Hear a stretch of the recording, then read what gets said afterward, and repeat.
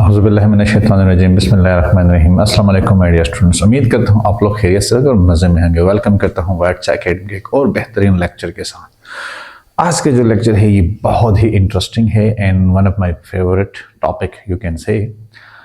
तो आज का जो हमारा जो है ना वो टॉपिक है that is the resonance energy. And फिर हम इस रेजोनेंस को जो है ना बेंजीन पे अप्लाई करेंगे कि जो अगर बेंजीन में रेजोनेंस एग्जिस्ट करता है, पहला तो ये सवाल है अगर करता है तो वो रेजोनेंस किस तरह मतलब इसको एक्सप्लेन करता है, बेंजीन के स्ट्रक्चर को थ्रू रेजोनेंस हम किस तरह एक्सप्लेन कर सकते हैं और रेजोनेंस को थ्रू बेंजीन किस तरह एक्सप्लेन कर सकते हैं।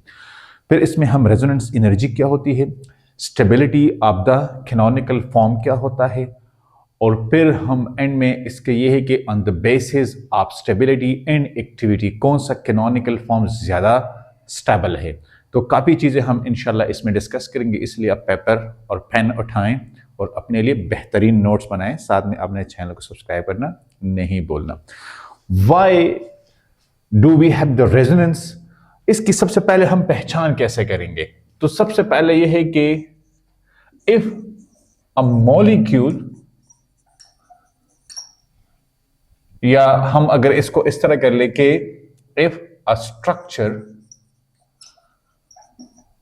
cannot explain all the properties of a molecule पहला तो ये सवाल है कि अगर कोई स्ट्रक्चर किसी भी मॉलिक्यूल की सारी प्रॉपर्टीज को एक्सप्लेन नहीं करता, number one. Second, if we can not draw a true structure for a molecule इन दो बातों का जब हम जवाब ढूंढेंगे तो हम रेजोनेंस की तरफ जाएंगे कि अगर हम किसी मॉलिक्यूल के लिए एक ट्रू स्ट्रक्चर ड्रॉ नहीं कर सकते, या अगर हम कोई स्ट्रक्चर ड्रॉ करते हैं और वो स्ट्रक्चर उस मॉलिक्यूल की सारी प्रॉपर्टीज को एक्सप्लेन नहीं करता, आ रही समझ में बात, तो फिर हम कहते हैं कि ये है रेजोनेंस। अब मैं इसकी आपको सादा सी मिसाल देता हूं। फॉर एग्जांपल, आप किसी मोहल्ले में गए हैं, वहां पे आप किसी बच्चे को या किसी शख्स को आप ढूंढ रहे हैं और आपने नाम कह दिया कि असलम नाम का यहाँ पे कोई है, ठीक है, और वहां पे आपको जो है ना वो मतलब ये है कि उस नाम का बंधन नहीं मिला, दो चार बंदे लोगों ने देखा केस का हो सकता है, लेकिन जिस बंदे को आप ढूंढ रहे हैं वो नहीं है। अब आप कहते हैं कि ये कैसे हो सकता है, क्योंकि वहां पे हो सकता है कि जिस नाम का बंदा आप ढूंढ रहे हो उसके निक नेम हो, सल्लू हो, सलाम हो, कोई इस तरह का और कोई नाम हो। तो अब वहां पे एक ऐसा फिनोमेना एग्जिस्ट करता है कि वो एक नाम उस बंदे को आइडेंटिफाई नहीं कर पा रहा, बल्कि मुख्तलिफ नामों का मजमूआ मिला के एक नाम बनेगा और वो उस बंदे को आइडेंटिफाई करके देगा।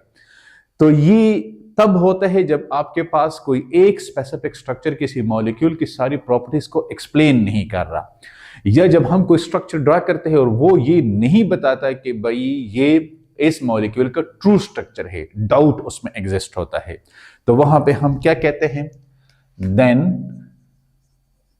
वी से मॉलिक्यूल एग्जिबिट पोजेस रेजोनेंस। क्या रेजोनेंस? जब ये दोनों क्वेश्चन आ जाए ना तो फिर हम कहते हैं कि इस मॉलिक्यूल में रेजोनेंस एग्जिस्ट करता है। क्या एग्जिस्ट करता है? रेजोनेंस। तो हमने क्या कहा कि अगर कोई एक ट्रू स्ट्रक्चर हम ड्रॉ नहीं कर सकते, या कोई एक स्ट्रक्चर उस मॉलिक्यूल की सारी प्रॉपर्टीज को एक्सप्लेन नहीं कर रहा, इन दैट केस हम कहेंगे कि इस मॉलिक्यूल में रेजोनेंस है। अब ये जो दो सवाल है, ये जो दो बातें हैं, अब ये किसी भी मॉलिक्यूल के ऊपर अप्लाई करे तो अगर आपके पास ये दोनों कंडीशन अप्लाई होते हैं तो इट मीन कि इस मॉलिक्यूल में क्या है, इसमें रेजोनेंस है। क्या है? रेजोनेंस है। अब हम रेजोनेंस को एक्सप्लेन करेंगे, रेजोनेंस बेसिकली होता क्या है। तो हम एग्जांपल ले लेंगे बेंजीन की। किस चीज की एग्जांपल हम ले लेंगे? बेंजीन की। अब बेंजीन हमारे पास C6H6, इसको हमने ले लिया। अब इस पे हम बात करते हैं। बेंजीन हमारे पास इसके लिए दो जनरली स्ट्रक्चर ड्रा किए जाते हैं। कितने? दो स्ट्रक्चर। एक स्ट्रक्चर ये होता है, ठीक है। अब इस स्ट्रक्चर पे हम कहते हैं कि यहां पे डबल बॉन्ड है, यहां पे डबल बॉन्ड है और यहां पे डबल बॉन्ड। इसी के साथ दूसरा स्ट्रक्चर ये वाला ड्रा किया जाता है। अब इस स्ट्रक्चर में भी हम कहते हैं कि यहां पे डबल बॉन्ड है, यहां पे डबल बॉन्ड है और यहां पे डबल बॉन्ड है। ये बेसिकली जो डबल हेडेड एरो होता है, इसका मतलब क्या है कि ये सेपरेट करता है किस चीज को? रेजोनेटिंग स्ट्रक्चर्स को, रेजोनेटिंग स्ट्रक्चर्स को, ये इन दोनों को सेपरेट करता है। तो अगर इस तरह डबल हेडेड एरो आप देखें तो इसका मतलब यह है कि ये किसी भी मॉलिक्यूल के एक से ज्यादा रेजोनेटिंग स्ट्रक्चर है और उसको ये सेपरेट करके देता है। तो ये आपने मतलब यह है कि याद रखना है। अब यहां पे हम कहते हैं कि दिस स्ट्रक्चर, अब ये वाला जो स्ट्रक्चर है, this structure does not explain all the properties, explain all the properties. अब ये इस बेंजीन की सारी प्रॉपर्टीज को एक्सप्लेन नहीं करता और this is not a true structure, this is not a true structure. अब ये वाला भी जो स्ट्रक्चर है ये भी कोई ट्रू स्ट्रक्चर नहीं है। लिहाजा इसका मतलब ये हुआ कि इस बेंजीन में रेजोनेंस है, तभी तो ये दो स्ट्रक्चर आए हैं, ना ये वाला ट्रू स्ट्रक्चर है और ना ये वाला ट्रू स्ट्रक्चर है। लेकिन ये बात तो हम साबित करेंगे ना। तो जब हमने दोनों पॉइंट इसके ऊपर अप्लाई किए तो रिजल्ट क्या आया कि it mean benzene show resonance, benzene show resonance. अब जब हमने ये स्ट्रक्चर ड्रा किए और इन स्ट्रक्चर्स के मुताबिक इसमें कोई बात सामने नहीं आई, ना ये ट्रू स्ट्रक्चर है और ना एक स्ट्रक्चर सारी प्रॉपर्टीज को एक्सप्लेन कर रहा है, इट मीन कि बेंजीन में रेजोनेंस एग्जिबिट कर रहा है। क्या रेजोनेंस इसमें एग्जिबिट कर रहा है? अब इस रेजोनेंस को हमने एक्सप्लेन करना है। तो यहां तक मैंने कहने का मतलब ये कि अगर आपसे कोई पूछे कि भाई इस मॉलिक्यूल में रेजोनेंस है कि नहीं है, आप उनसे कह देना कि अगर ये दोनों पॉइंट्स वहां पे एग्जिस्ट करते हैं कि ना ट्रू स्ट्रक्चर है और ना सारी प्रॉपर्टी एक्सप्लेन कर रहा है, तो यस वहां पे क्या होगा? वहां पे रेजोनेंस एग्जिस्ट करेगा। अब ये आप उनसे कह देना कि आप किसी भी मॉलिक्यूल के लिए, ऑक्सीजन के लिए अप्लाई करते हैं, बेंजीन के लिए अप्लाई करते हैं या किसी और मॉलिक्यूल के लिए करते हैं, लेकिन वहां पे रेजोनेंस एग्जिस्ट कर रहा है, वहां पे रेजोनेंस मौजूद है उस मॉलिक्यूल में। फिर अब हम बेंजीन के ऊपर रेजोनेंस को अप्लाई करते हैं और रेजोनेंस को बेंजीन के ऊपर अप्लाई करते हैं कि देखते हैं कि इसमें मतलब हमारे पास ये किस तरह होता है। तो आप इसका स्क्रीनशॉट ले लें। अच्छा गाइज, अब थोड़ा सा जो है ना इन दोनों स्ट्रक्चर जो इससे पहले हमने ट्राई किए थे उसको हम डिटेल में अब पढ़ लेते हैं। तो स्ट्रक्चर पहले हमारे पास क्या थे? स्ट्रक्चर हमारे पास ये वाले थे, ठीक है। और इसी का ये आ गया हमारे पास दूसरा स्ट्रक्चर, ठीक है। अब यहां पे हमारे पास ये बॉन्डिंग आ गई। अब इसमें अगर हम देखें तो सपोज ये हमारा कार्बन 1 है और ये हमारा कार्बन 2 है और ये हमारा कार्बन 3 है। Similarly carbon 1, carbon 2 and carbon 3, इस तरह कार्बन 4, कार्बन 5, कार्बन 6, क्योंकि ये 6 मेंबर रिंग है। जिस तरह हम कहते हैं कि C6H6, तो मतलब यह है कि इसमें 6 कार्बन मौजूद हैं। कितने? 6 कार्बन मौजूद है। अब हम यहां पे देखते हैं इनकी बॉन्ड लेंथ को। तो अगर हम इस स्ट्रक्चर की बात करें तो देखिए कार्बन 1 और कार्बन 2 के दरमियान, कार्बन 1 एंड कार्बन 2 के दरमियान कौन सी बॉन्ड मौजूद है? Single bond. तो कार्बन 2 और कार्बन 3 के दरमियान C2 एंड C3, इन दोनों के दरमियान डबल बॉन्ड। तो ये हमारे पास स्ट्रॉन्ग बॉन्ड होती है। कौन सा? स्ट्रॉन्ग बॉन्ड है। तो स्ट्रॉन्ग बॉन्ड है तो इसका जो है ना वो लेस बॉन्ड लेंथ होगा, क्योंकि इसका बॉन्ड लेंथ शॉर्ट होगा as compare to the single bond. अब हम यहां पे इस स्ट्रक्चर की बात करें तो इस स्ट्रक्चर में C1 एंड C2 के दरमियान जो बॉन्ड है वो है डबल, और C2 एंड C3 के दरमियान जो बॉन्ड है वो सिंगल है। अब लिहाजा यही strong bond, short bond length, ये वाला फॉर्मूला आप यहां पे भी अप्लाई करें। स्ट्रॉन्ग बॉन्ड इसलिए है कि इसमें pi electron, high energy electron use हुए हैं, तो इसका जो बॉन्ड है वो स्ट्रांग होगा, वो ज्यादा स्टेबल होगा, और जो बॉन्ड लेंथ होगा तो वो शॉर्ट होगा, क्योंकि जितने नंबर ऑफ बॉन्ड आपके पास इंक्रीज होंगे बॉन्ड लेंथ उतना ही डिक्रीज होगा। जिस तरह अल्कीन में बॉन्ड लेंथ 1.34 एंगस्ट्रॉम है, लेकिन हमारे पास अल्केन में बॉन्ड लेंथ 1.54 एंगस्ट्रॉम है। देखें अल्कीन में हमारे पास बॉन्ड लेंथ कितना है, इसमें हमारे पास 1.34 एंगस्ट्रॉम है, लेकिन अगर हम इस बॉन्ड की बात करें तो इसमें हमारे पास 1.54 एंगस्ट्रॉम है। तो अब बॉन्ड लेंथ का वो देख सकते हैं कि बॉन्ड लेंथ में कितना फर्क आ रहा है। अब यहां से क्या साबित हो रहा है, यहां से साबित हो रहा है कि इनके जो बॉन्ड है वो डिफरेंट टाइप है। क्या है, डिफरेंट टाइप ऑफ बॉन्ड है। इस स्ट्रक्चर के देख के बॉन्ड तो उसी C1 और C2 में सिंगल बॉन्ड आ रहा है, लेकिन इस स्ट्रक्चर का देखें तो C1 और C2 में डबल बॉन्ड आ रहा है। इसका C2 और C3 में डबल बॉन्ड आ रहा है, लेकिन इसका C2 और C3 में सिंगल बॉन्ड आ रहा है। फिर अगर हम C3 और C4 की बात करें तो डबल बॉन्ड आ रहा है, लेकिन यहां पे C3 और C4 में सिंगल बॉन्ड आ रहा है। तो ये दोनों स्ट्रक्चर एक दूसरे से अपोजिट है, दोनों अपने डोमेन में प्रॉपर्टीज को एक्सप्लेन कर रहा है, लेकिन अपोजिट एक्सप्लेन कर रहा है। अब कैसे, अब यहां पे हम बात करें कि अगर इनकी बॉन्ड लेंथ की हमने बात की थी कि इसका बॉन्ड लेंथ हमारे पास कितना है, तो बेंजीन का ऑल जितने भी कार्बन है सबका बॉन्ड लेंथ इक्वल होना चाहिए। लेकिन अगर हम एक्सपेरिमेंटली देखें, अगर हम एक्सपेरिमेंटली देखें अल्केन को, अल्कीन को और अल्काइन को, तो एक्सपेरिमेंटली आपको पता है कि अल्केन में हमारे पास बॉन्ड लेंथ कितना है, तो 1.54 एंगस्ट्रॉम है। अल्कीन में हमारे पास 1.34 एंगस्ट्रॉम है। कितना, 1.34 एंगस्ट्रॉम है। तो फिर अल्काइन में हमारे पास कितना है, तो अल्काइन में हमारे पास बॉन्ड लेंथ है 1.20 एंगस्ट्रॉम है। कितना है, 1.20 एंगस्ट्रॉम है। ये हमारे पास आ गया है अल्केन। क्या, अल्केन। ये हमारे पास आ गया है अल्कीन, और ये हमारे पास आ गया है अल्काइन। तो फिर हमारे पास बेंजीन में कितना है, तो बेंजीन में हमारे पास जो बॉन्ड लेंथ है कार्बन और कार्बन का, ये 1.397 एंगस्ट्रॉम है। कितना है, 1.397 एंगस्ट्रॉम है। इट मीन कि ये जो बॉन्ड लेंथ है ये तो इन दोनों में से किसी एक भी इसको शो नहीं कर रहा। देखिए अगर हम बात कर लें कि सिंगल सिंगल बॉन्ड, तो यहां पे हमने इस सिंगल सिंगल बॉन्ड लेंथ की बात की, तो ये तो हमारे पास, अब देखिए यहां पे ये आ गया 1.54 एंगस्ट्रॉम आ गया और 1.34 एंगस्ट्रॉम आ गया।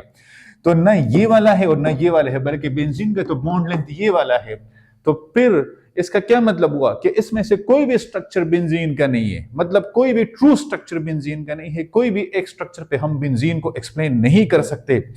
तो फिर इस बात का मतलब क्या हुआ, इस बात का मतलब ये हुआ कि हमारे पास बेंजीन में सारे कार्बन का जो बॉन्ड लेंथ है वो इक्वल है।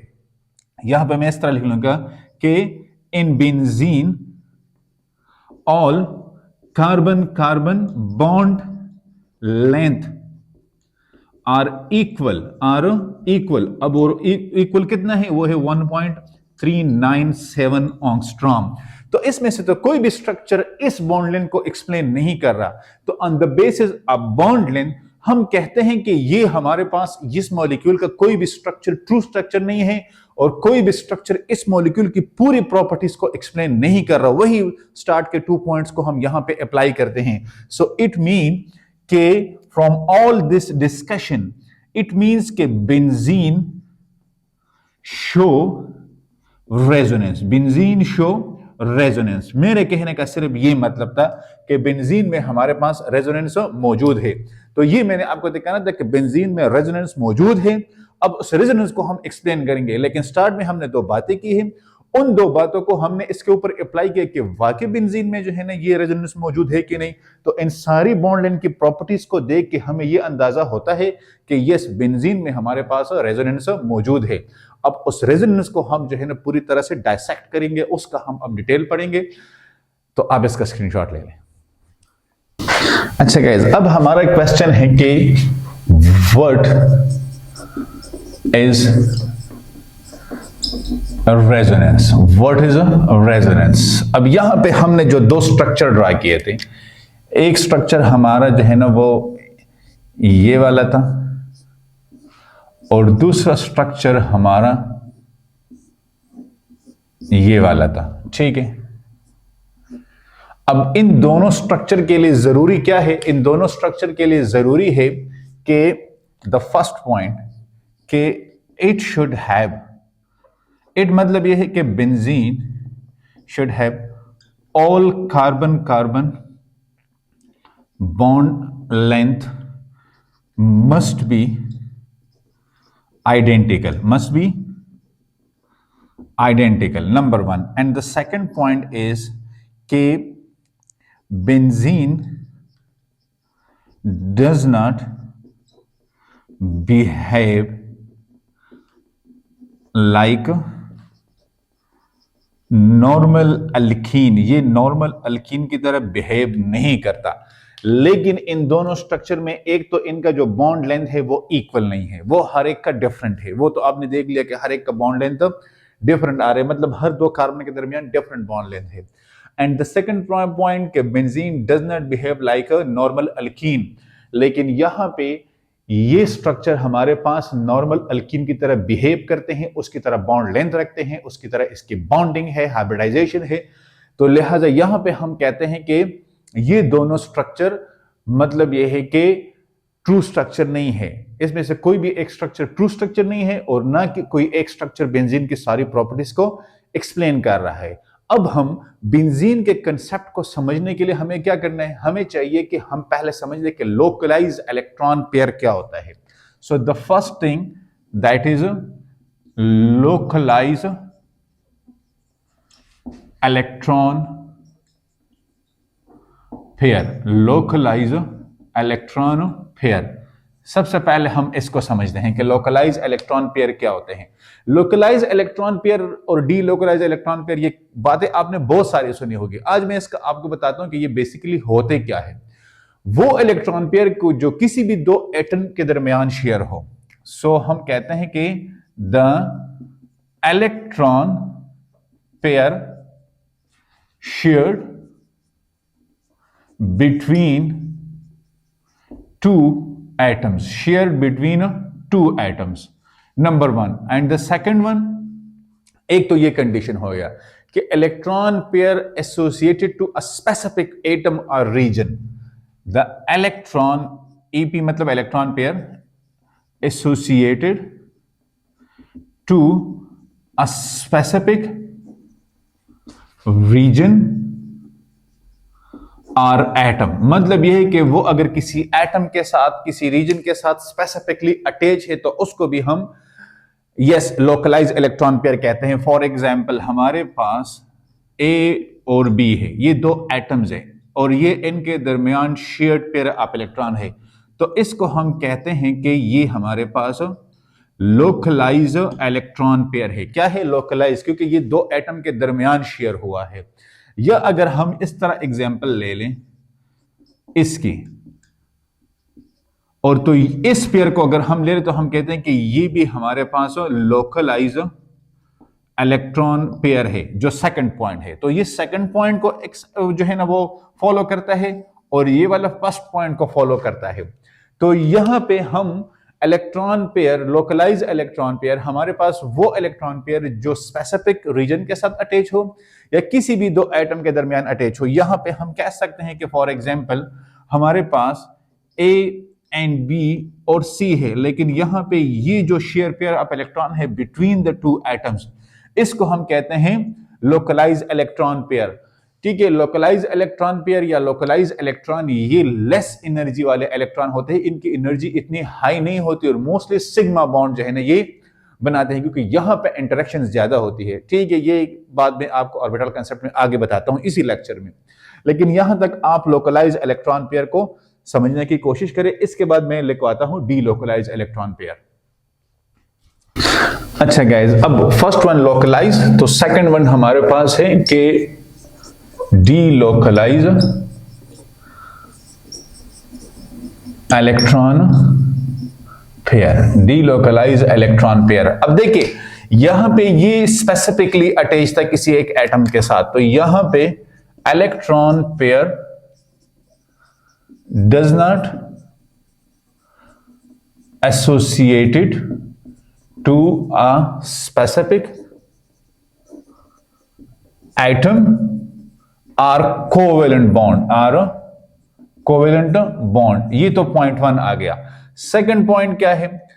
Present electron pair present above and below. तो अब अबव और बिलो के साथ आपके जहन में एक बात आ गई होगी, किसके?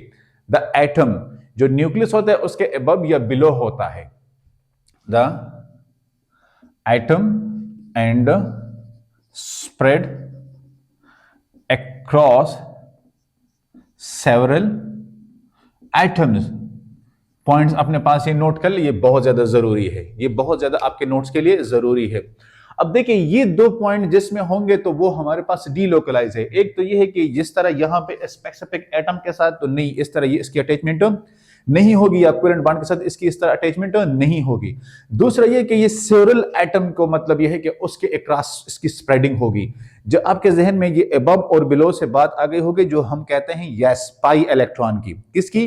पाई इलेक्ट्रॉन की। ऑक्सीजन का अगर हम ड्रॉ कर लेते हैं तो एक सिग्मा बॉन्डिंग होती है हेड ऑन ओवरलैप, और दूसरी साइड वाइज बॉन्डिंग होती है, साइड वाइज ओवरलैपिंग होती है, वो क्या है? वो पाई बॉन्ड कहलाता है। तो अब यहां पे इसकी एग्जांपल देखें कि for example A B and C, तो एक हमारे पास ये पेयर आ गया, तो इसको हम कहते हैं कि delocalize electron pair. Delocalize electron pair बिल्कुल इसका ये अब देखें कि ए बी एंड सी, अब ये देखें तो ये बेसिकली हमारे पास क्या है?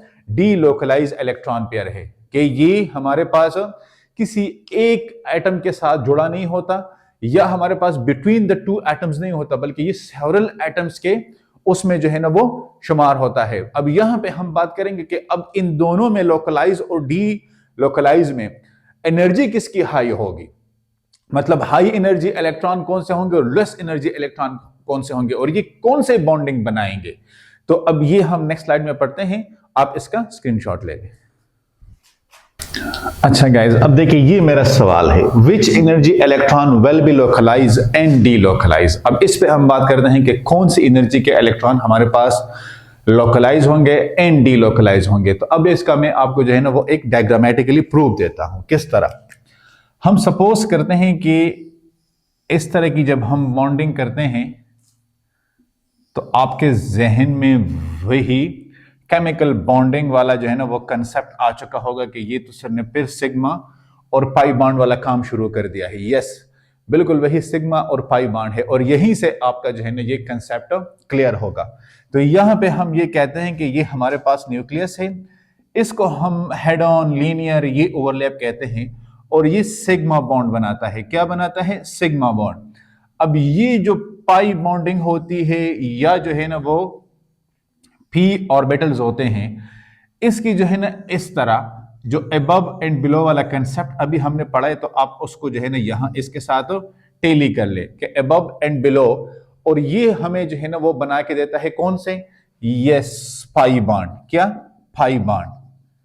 और ये पाई इलेक्ट्रॉन होते हैं, ये सिग्मा इलेक्ट्रॉन होते हैं।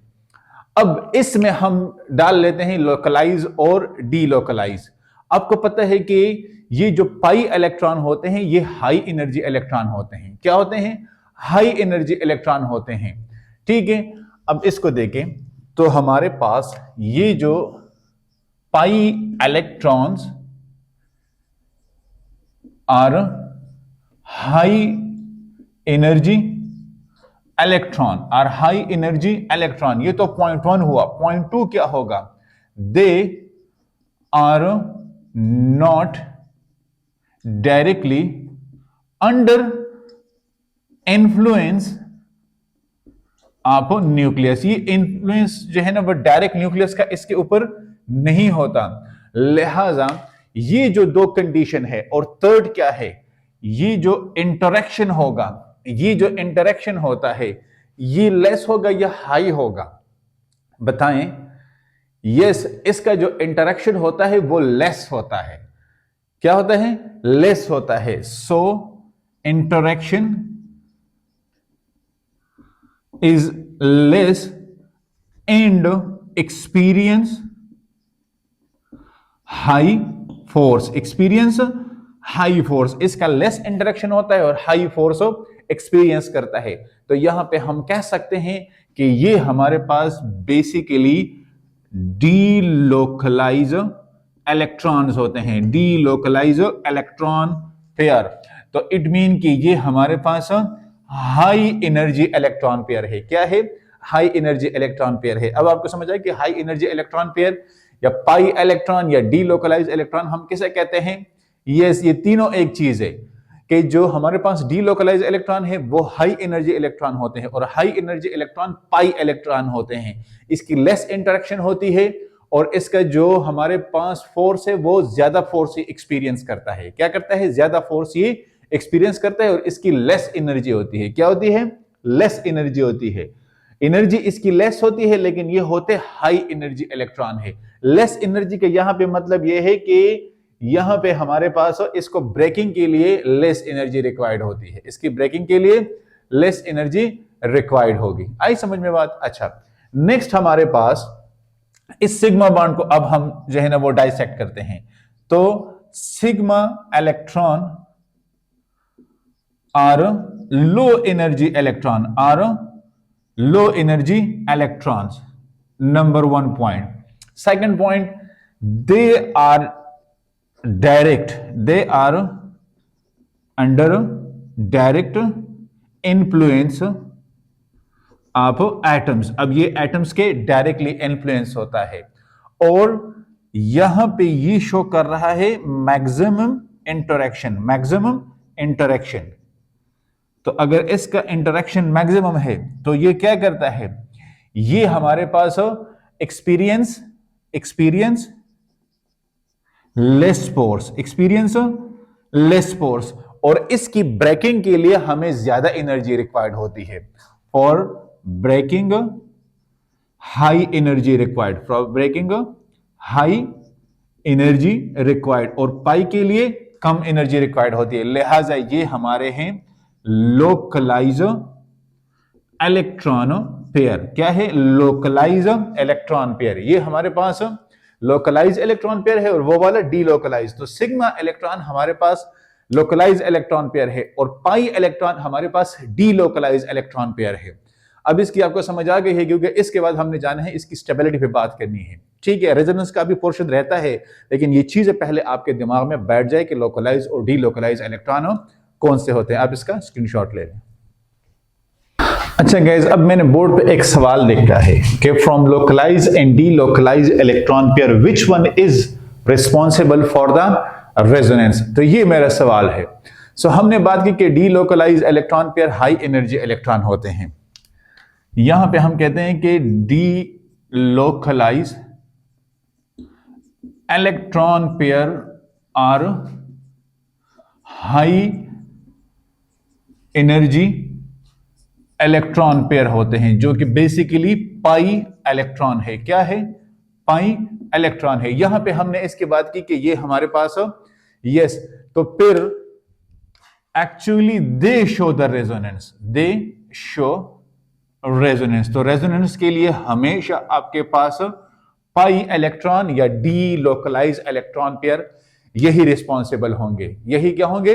रिस्पॉन्सिबल। अब हम बात करते हैं कि रेजोनेंस एनर्जी।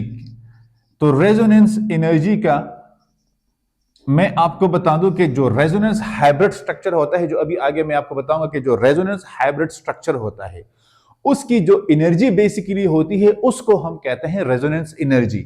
तो रेजोनेंस एनर्जी का हमारे पास कंसेप्ट यह है कि द एनर्जी ऑफ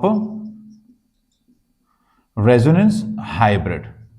लेकिन इसकी स्टेबिलिटी पे हम बात करते हैं किसके? इसकी स्टेबिलिटी पे हम बात करते हैं ऑर्बिटल अप्रोच के बाद।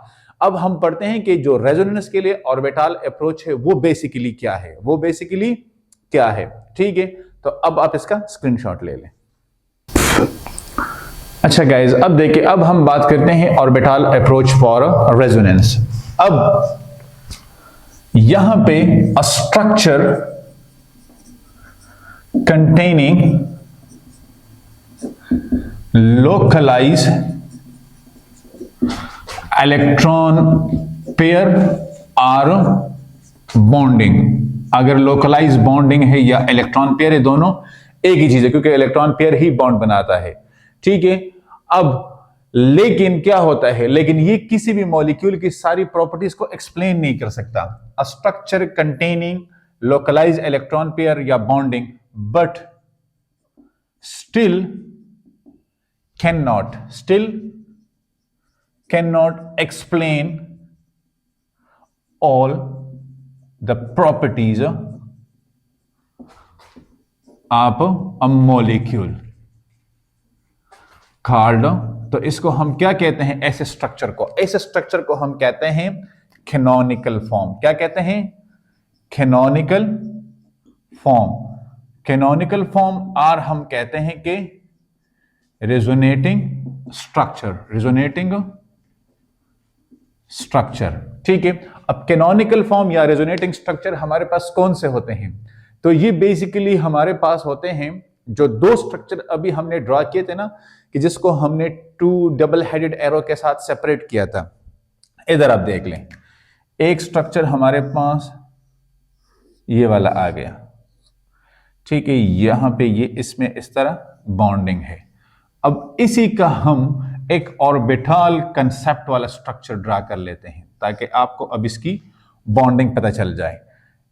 ये हमारे पास जो पॉइंट्स है, जो कार्बन है, तो हम कहते हैं कि बेंजीन में हर एक कार्बन क्या होता है, हर एक कार्बन sp2 हाइब्रिडाइज होता है। sp2 हाइब्रिडाइज होता है।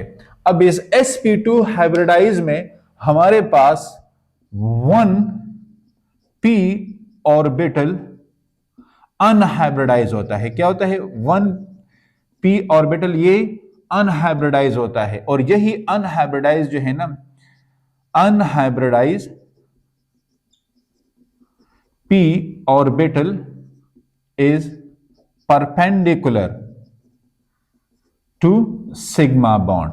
Perpendicular to sigma bond. अब ये परपेंडिकुलर कैसे होगा?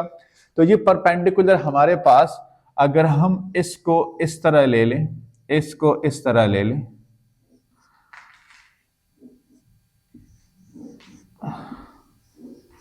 अब इसको देखें। अब इसमें हमने ये वाला स्ट्रक्चर ड्रा किया, तो इट मीन कि ये हमारे पास, इसको मैं ये बॉन्डिंग हो गई। अब ये पाई बॉन्ड है। और डबल बॉन्ड कहां पे है? ये डबल बॉन्ड है, ये वाला डबल बॉन्ड है, ये वाला डबल बॉन्ड है, और ये वाला, ये डीलोकलाइज पाई इलेक्ट्रॉन है। अब ये जो स्ट्रक्चर है, ये बेसिकली हमारे पास क्या है? ये हमारे पास रेजोनेटिंग स्ट्रक्चर है। क्या है? रेजोनेटिंग स्ट्रक्चर है। अब इस रेजोनेटिंग स्ट्रक्चर में यहां पे ये हमारे पास पाई बॉन्ड है। क्या है? पाई बॉन्ड है। और ये वाला हमारे पास, इसमें क्या है? सिग्मा बॉन्ड है। क्या है? सिग्मा बॉन्ड है। तो अब ये पाई बॉन्ड और सिग्मा बॉन्ड, तो ये हमारे पास डीलोकलाइज इलेक्ट्रॉन है। डीलोकलाइज इलेक्ट्रॉन है। और ये हमारे पास लोकलाइज इलेक्ट्रॉन है। क्या है? लोकलाइज इलेक्ट्रॉन पेयर है, और वो डीलोकलाइज इलेक्ट्रॉन पेयर है। तो इस स्ट्रक्चर को बेसिकली हम कहते हैं रेजोनेटिंग स्ट्रक्चर। क्या कहते हैं? Resonating structure. अब इसका एक रेजोनेटिंग स्ट्रक्चर हम और भी ड्रा करते हैं। पहले आप इसका स्क्रीनशॉट ले लें, दूसरा रेजोनेटिंग स्ट्रक्चर, और फिर हम इसको देखिए। अब इसमें अगर मैं इसको चेंजेस कर लूं तो ये भी साथ में चेंज हो जाएगा, लेकिन आप इसका स्क्रीनशॉट ले लें।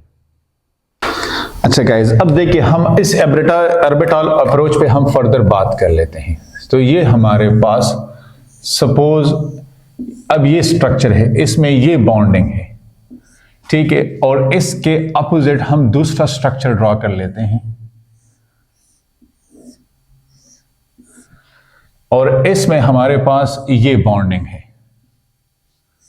ये वाली। अब इसका अगर हम सपोज ऑर्बिटल अप्रोच वाला स्ट्रक्चर ड्रा कर लें, तो वो हमारे पास इस तरह होगा।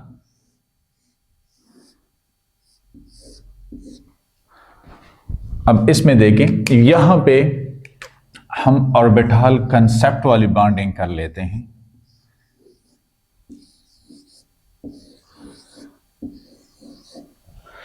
और इसमें यहां पे ये अब डबल बॉन्ड आ रहा है, ठीक है, और फिर ये डबल बॉन्ड है, ये डबल बॉन्ड है, ये डबल बॉन्ड है और ये डबल बॉन्ड है, ठीक है। अब अगर हम यहां पे इसको देखें, दूसरा स्ट्रक्चर हम यहां पे ड्रॉ कर लेते हैं उसका,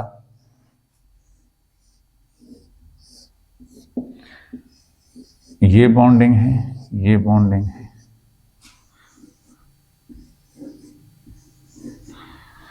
और इसकी अगर हम अब बॉन्डिंग ड्रा कर लें तो ये डबल बॉन्ड है, ये डबल बॉन्ड है, ठीक है, फिर ये डबल बॉन्ड है, ये वाला है और ये वाला है।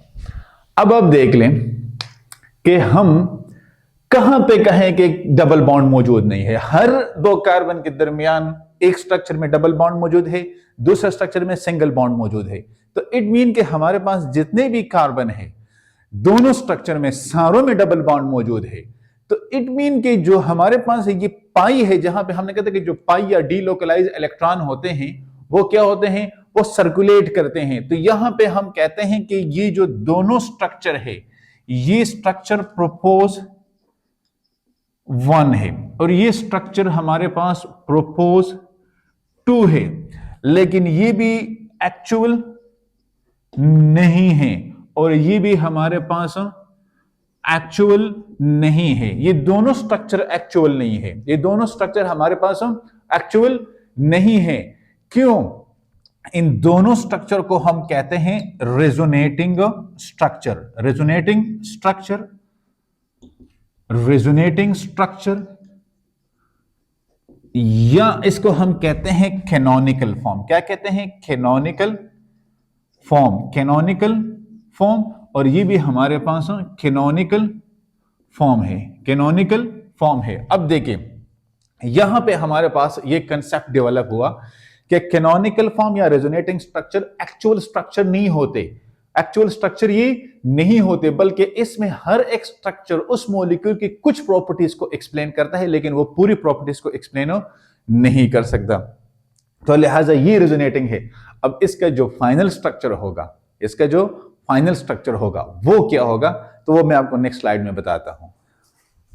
अच्छा, तो हमने कैनोनिकल स्ट्रक्चर की तो बात की, तो फिर इसका जो हमारे पास रेजोनेंस हाइब्रिड होगा वो क्या होगा। तो जिस तरह हमने कहा था कि ये स्ट्रक्चर पूरी प्रॉपर्टीज को एक्सप्लेन नहीं करता, ठीक है, इसी तरह ये वाला स्ट्रक्चर भी पूरी प्रॉपर्टीज को एक्सप्लेन नहीं करता। तो फिर इनका एक रेजोनेंस हाइब्रिड बनता है। वो स्ट्रक्चर किस तरह होगा? तो वो स्ट्रक्चर इस तरह होगा।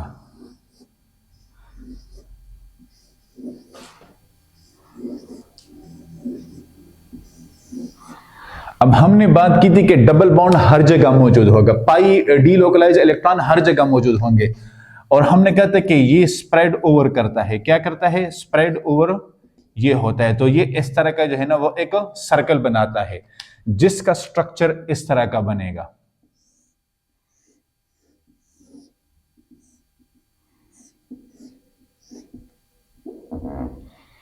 ये आपने अगर एक स्ट्रक्चर देखा होगा, ये अगर इस तरह आपको ये नहीं आता तो आप इसका इस तरह बना लें।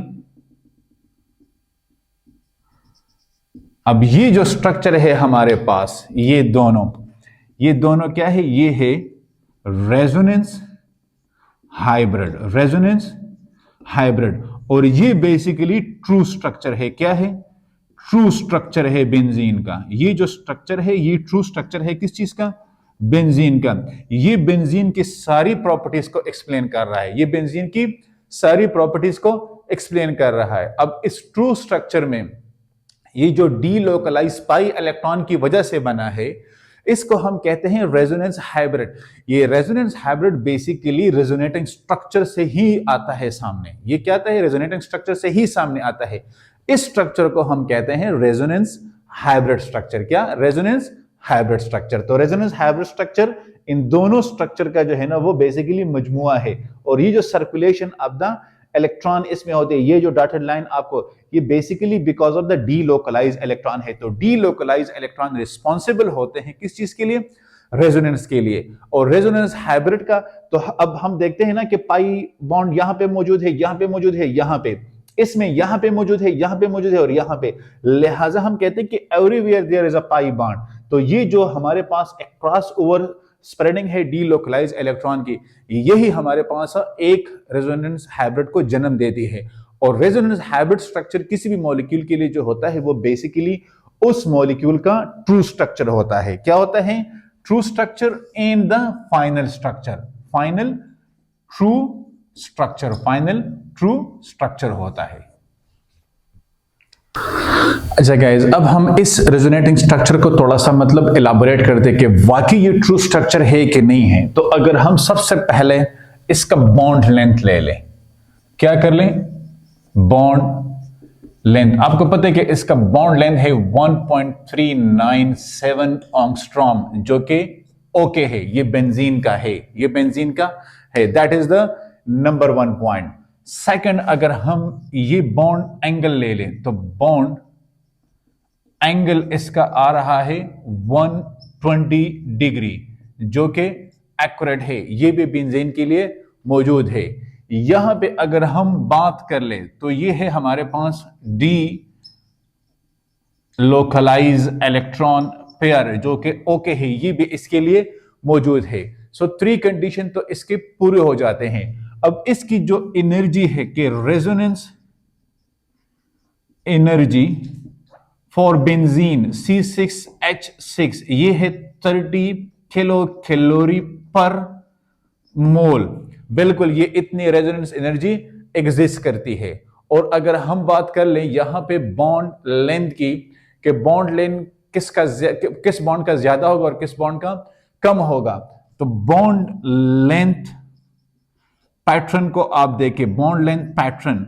तो बॉन्ड लेंथ जो पैटर्न है वो है single bond will be greater than ये dotted bond will be greater than double bond. और अगर हम बात करें कि बॉन्ड स्ट्रेंथ की, तो बॉन्ड स्ट्रेंथ हमारे पास है कि double bond will B stronger than dotted bond will B stronger than the single bond. तो ये तो इस रेजोनेंस हाइब्रिड के कुछ कैरेक्टरिस्टिक्स है। क्या है? कुछ कैरेक्टरिस्टिक्स है। अब स्टेबिलिटी का पैटर्न क्या होगा इसका? कि stability of the resonance hybrid, इसकी जो स्टेबिलिटी है रेजोनेंस हाइब्रिड की, वो क्या हमें मतलब क्या प्रोवाइड करती है कि अगर किसी रेजोनेंस हाइब्रिड की स्टेबिलिटी कैसे इंक्रीज करेगी, तो वो इंक्रीज करेगी कि हमारे पास द पॉइंट 1 कि अगर रेजोनेंस एनर्जी हाई है तो स्टेबिलिटी हमारे पास क्या होगी? स्टेबिलिटी हाई होगी। मतलब ये कि ये जो रेजोनेंस है इस फिनोमेना में अगर रेजोनेंस एनर्जी ज्यादा है तो हमारे पास स्टेबिलिटी क्या होगी? यस, हमारे पास स्टेबिलिटी ज्यादा होगी। अगर रेजोनेंस एनर्जी हाई है, रेजोनेंस एनर्जी हाई है, तो क्या होंगे? ये तब हाई होंगे जब आपके पास नंबर ऑफ कैनोनिकल स्ट्रक्चर ज्यादा होंगे, नंबर ऑफ कैनोनिकल या रेजोनेटिंग स्ट्रक्चर, कैनोनिकल स्ट्रक्चर मतलब डायरेक्टली प्रोपोर्शनल है। And third one, resonance energy is inversely proportional to reactivity. तो डेफिनेटली अगर आपके पास स्टेबिलिटी हाई है तो रिएक्टिविटी हमारे पास कम होगी। क्या होगी? कम होगी। अब हमारे पास जो कैनोनिकल स्ट्रक्चर है इसकी स्टेबिलिटी का क्या होगा? हमारे पास जो कैनोनिकल स्ट्रक्चर है इसकी स्टेबिलिटी का क्या होगा? मतलब जो कैनोनिकल स्ट्रक्चर में कौन सा स्ट्रक्चर ज्यादा स्टेबल होगा और कौन सा कम स्टेबल होगा, इसको बेसिकली अभी हम नेक्स्ट स्लाइड में पढ़ लेते हैं और फिर आपको मैं नंबर ऑफ कोवेलेंट बॉन्ड और स्टेबिलिटी का भी बताता हूं, टाइप्स ऑफ रेजोनेंस का भी साथ में मैं आपके वो एक्सप्लेन कर देता हूं। तो आप मेरे साथ रहिएगा। अच्छा गाइज, अब हम यहाँ पे क्या पढ़ना है? अब हम इसको जो है ना डिस्कस करते हैं कि स्टेबिलिटी के मतलब यह है कि हमारे पास जो कैनोनिकल फॉर्म होता है, तो stability of the canonical form को हम कैसे डिस्कस करेंगे कि इसमें हमारे पास कौन सा कैनोनिकल फॉर्म स्टेबल होता है, स्टेबिलिटी ऑफ कैनोनिकल फॉर्म, और कौन सा हमारे पास अनस्टेबल होता है। तो ये कैनोनिकल फॉर्म या कैनोनिकल स्ट्रक्चर, फिर आप जिस तरह भी इसको मतलब ये कि जिस तरह भी आप इसको लिखें, लेकिन इसकी स्टेबिलिटी किस तरह होती है। तो देखिए हमारे पास पोलर कैनोनिकल फॉर्म होता है और नॉन पोलर होता है। तो नॉन पोलर कंपैरेटिवली ज्यादा स्टेबल होता है as compare to the polar structure.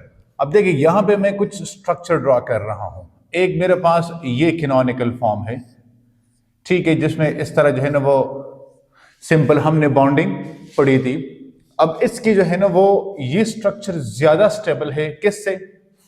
अगर मैं यहां पे दूसरा स्ट्रक्चर ड्रा कर लूं जिसके ऊपर चार्ज हो, जिसके ऊपर चार्ज हो, तो एक बॉन्ड डबल यहां पे है, एक यहां पे है, यहां पे प्लस चार्ज है और यहां पे माइनस चार्ज है, और ये ज्यादा स्टेबल है।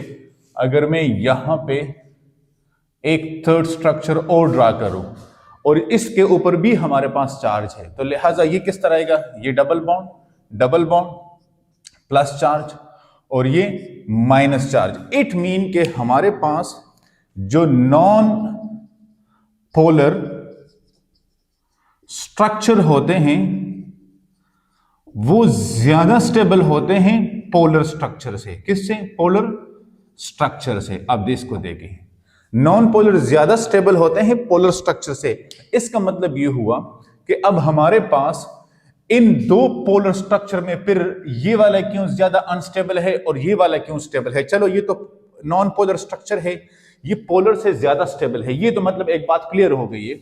लेकिन अगर यहां पे मैं इसको देखूं कि इन दोनों स्ट्रक्चर्स में, इन दोनों स्ट्रक्चर्स को आप देखें कि इन दोनों स्ट्रक्चर में ये क्यों अनस्टेबल है और ये ज्यादा क्यों स्टेबल है, इसका आंसर ये है कि यहां पे हमारे पास चार्ज सेपरेशन की बात हो रही है, चार्ज सेपरेशन की बात हो रही है। लिहाजा इस स्ट्रक्चर में charges are much apart from each other. मतलब ये है, अब इसको देखें कि इन दिस केस इन चार्जेस का ज्यादा मतलब ये कि एक दूसरे से दूर नहीं है, लेकिन इस केस में देखें तो ये एक दूसरे से ज्यादा फासले पे है, एक दूसरे से ज्यादा दूर है। लिहाजा बिकॉज ऑफ दैट रीजन कि वहां पे चार्जेस एक दूसरे से ज्यादा सेपरेट नहीं थे, यहां पे चार्जेस एक दूसरे से ज्यादा सेपरेट है, तो ये स्ट्रक्चर अनस्टेबल है because of this charge separation, और ये structure as compare to this one stable है because of the less charge separation. तो यहां पे हम ये बात करते हैं कि जो पोलर और नॉन पोलर, तो पोलर कैनोनिकल फॉर्म अनस्टेबल होंगे as compare to non polar canonical form, और फिर इसमें जो हमारे पास नॉन जो पोलर होंगे तो पोलर में भी फिर चार्ज सेपरेशन पे आप इसको डिफरेंशिएट करते हैं कि जो सब्स्टिट्यूट आता है तो ऑर्थो पे आता है, मेटा पे आता है, इसके ऊपर जो चार्जेस आते हैं, ठीक है, तो वो कहां पे आते हैं। अच्छा, अब अगर हमारे पास पोलर स्ट्रक्चर है तो इसकी स्टेबिलिटी को हम मतलब यह है कि किस रूल्स के तहत, अगर हमें दो पोलर स्ट्रक्चर दिए गए और जहां पे भी चार्ज सेपरेशन भी नहीं है तो फिर इसकी स्टेबिलिटी को हम कैसे मतलब यह है कि डिफरेंशिएट करेंगे। तो यहां पे हम लिख लें कि for polar structure stability can be. अब देखिए यहां पे मैं एक हेडिंग डाल देता हूं कि for polar structure stability can be inferred by applying following rules।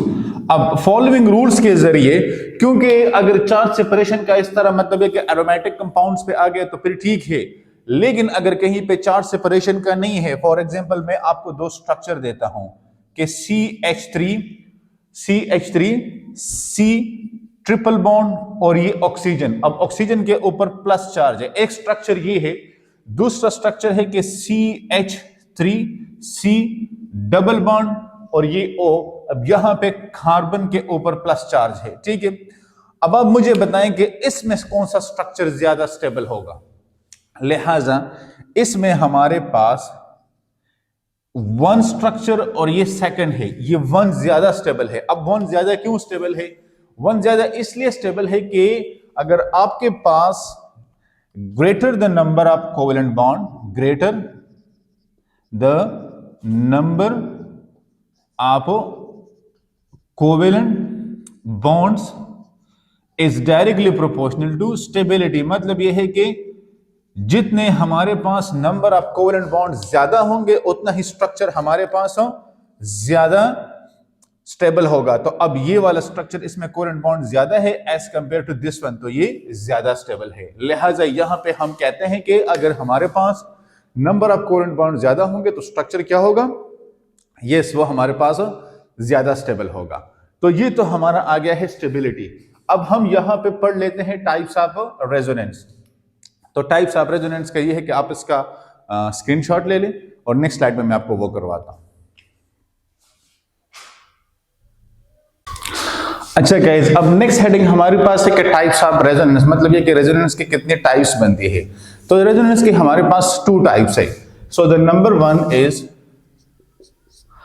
आइसोवेलेंट resonance. Isovalent resonance. अब आइसोवेलेंट, तो आइसोवेलेंट रेजोनेंस का मतलब यह है कि जब किसी भी रेजोनेटिंग स्ट्रक्चर में हमारे पास number of bonds and type of charges same हो, number of bond and type of charges same हो, in resonating structure the number of bonds and type of charges are same. अब इसलिए हमारे पास number of bond and type of charges same हो। For example, अब इसकी example में हम क्या ले सकते हैं, तो एग्जाम्पल में हमारे पास है SO2 NO2 NCO3 -2। अगर इन कंपाउंड्स को हम ले लें तो इसमें हमारे पास number of bonds and type of charges ये क्या है, यस ये हमारे पास सेम है। तो लिहाजा ये हमारा आ गया है आइसोवेलेंट। क्या, आइसोवेलेंट। अब सेकंड हमारे पास है हेट्रोवेलेंट। सेकंड हमारे पास है हेट्रोवेलेंट।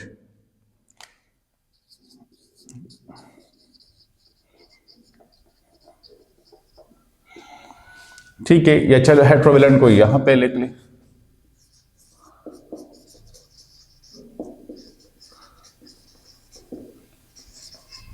हेट्रोवेलेंट रेजोनेंस। तो ये नाम से ही आपको क्लियर हो जाएगा कि in resonating structure the number of bonds and type of charges are different. ठीक है, अब number of bonds and type of charges ये दोनों एक दूसरे से डिफरेंट है। तो इसकी एग्जांपल में हम क्या लिख सकते हैं, ब्यूटा 1,3 डाइन विनाइल साइनाइड। ये इसमें जो है ना आप इसे एग्जांपल डाल दें। तो गाइज यहां पे हमारा जो रेजोनेंस का पूरा टॉपिक है वो खत्म हो जाता है। अब यहां पे आपको कोई भी कंफ्यूजन इस लेक्चर में आपको कहीं पे भी नजर आए तो आप मुझे कमेंट्स एरिया में लिख के भेज सकते हैं। अगर आपको किसी पॉइंट पे समझ नहीं आ रही तो हम वो दोबारा भी कर सकते हैं। आप उसके लिए मुझे मैसेज फॉरवर्ड कर दीजिए। और इंशाल्लाह इसके बाद हमने क्या पढ़ना है, yes electrophilic substitution reaction in a benzene, उसको डिस्कस करना है। तब तक के लिए अल्लाह हाफिज, अपना ख्याल रखिएगा, चैनल को सब्सक्राइब कर दीजिएगा और अपने दोस्तों के साथ शेयर कर दीजिएगा। अल्लाह हाफिज।